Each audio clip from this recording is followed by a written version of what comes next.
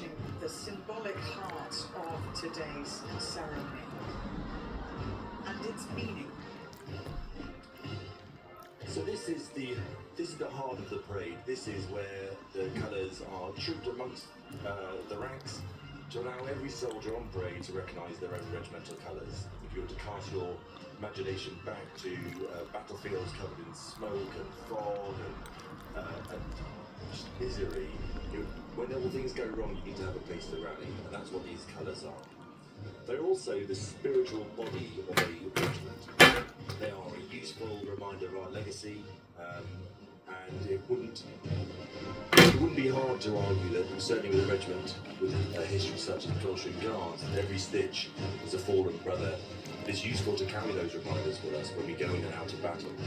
Now, whilst we don't carry them like this into battle anymore, we do take them on operations with us. But of course, we don't need to march behind these days. The Coldstream Guards have 113 battle honours in all, the first of which is Tangier in 1680 and the last the Gulf in 1991.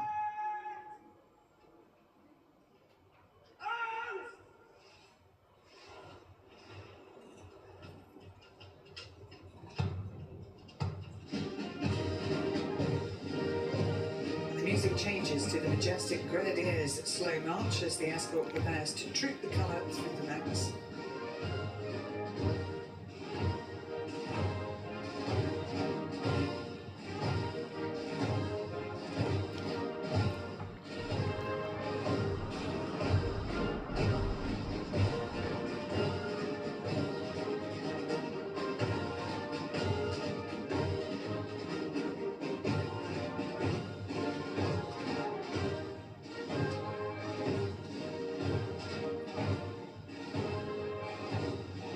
This is a very significant moment for the ensign, Lieutenant Max Martin. He spoke to us about being accorded the honour of trooping his regiment's colour. So I spent a few years growing up in Sydney in Australia, and every year we used to watch the King's Birthday Parade on a neighbourhood full of Australians. It was quite funny that we'd be watching the morning after with our Vegemite toast and Union Jack bunting spread across the kitchen, and I absolutely never thought I'd have the privilege of being the ensign for this year's parade. There is absolutely both a physical and symbolic weight of the King's colour. I've been practicing my shoulder exercises in the gym so I can keep my right arm nice and parallel to the floor. But even greater than that is the symbolic weight of what it emphasises and symbolises, not just for the regiment now, but for all of those who've gone before us. To be able to do something so special and have such an important role is truly a once-in-a-lifetime experience. So despite the nerves, I'm hugely excited. So lovely to hear from Max there, and he joins a very select group, doesn't he? He really does. Of course, only one ensign is chosen per year. He's now a member of a very exclusive club. And he's only 24 years old. Grew up watching the King's Birthday Parade on TV in Australia, so really, I guess, showcasing the global appeal of things. Absolutely, and Max is a very mature young officer. He really does understand the symbolic weight of what he's carrying. And then just yesterday, whilst in Windsor, he was the ensign for that brand new colour that you see being on parade today, that was touched by the King only yesterday.